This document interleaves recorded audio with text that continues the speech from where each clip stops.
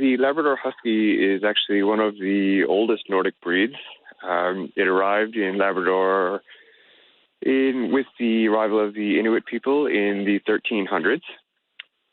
They are descended from what was originally known as the Canadian Inuit dog. And due to their geographic isolation here in Labrador, the dogs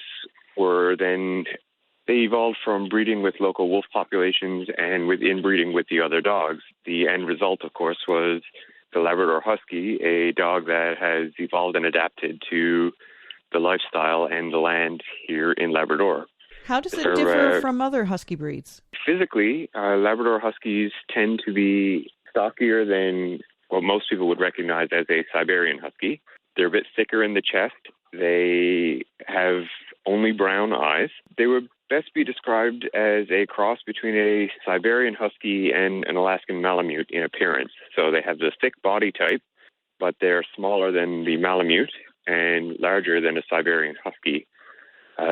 Performance-wise, as sled dogs, Labrador Huskies are certainly not recognized as a fast sled dog. Very hard-working. They tend to eat less as well.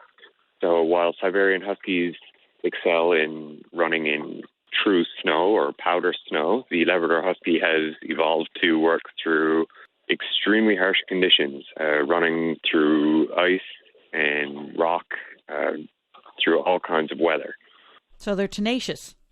Absolutely, and that's a great way to the similarities of the people as well of Labrador. You know, to thrive and survive in the wilderness here, you've got to have a little bit of a tenacious or a stubborn streak to get through, and that's certainly reflected in the personality of the Labrador Husky as well. Now, I think what alarmed me when I first learned about the Labrador Husky is how few purebreds there are out there. Yeah, it's kind of like a double-edged sword. For such a long period of time, the Labrador Husky was the only working breed here in Labrador, so there was no way or no need to distinguish one husky breed from another. It was simply, well, that's James Kelly's line or that's so-and-so's line. They were just husky dogs. But in recent years, with the arrival of the different breeds such as Siberian Huskies, Alaskan Malamutes, and Alaskan Huskies, the Labrador Husky line is starting to disappear.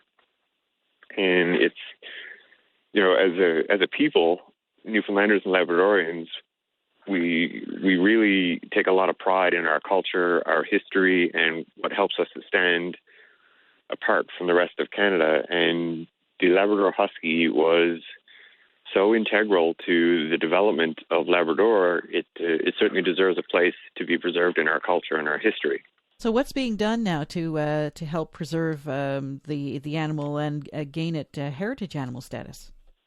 Well, there are two consultants on the project, and my role is to locate and identify the remaining individuals and try to identify the bloodlines to see just how critically low the population is. Along the south coast of Labrador, there are few, if any, Labrador Huskies remaining. Most of the individuals that we've been able to identify are along the north coast. So it's while most people are racing their dogs or have dog teams for recreation, the Alaskan Huskies and Siberian Huskies are starting to dominate those teams as they're much faster. Only a handful of people who are still clinging to the Labrador Husky and holding their place in their culture and history as valuable, and it's those people that we're relying on.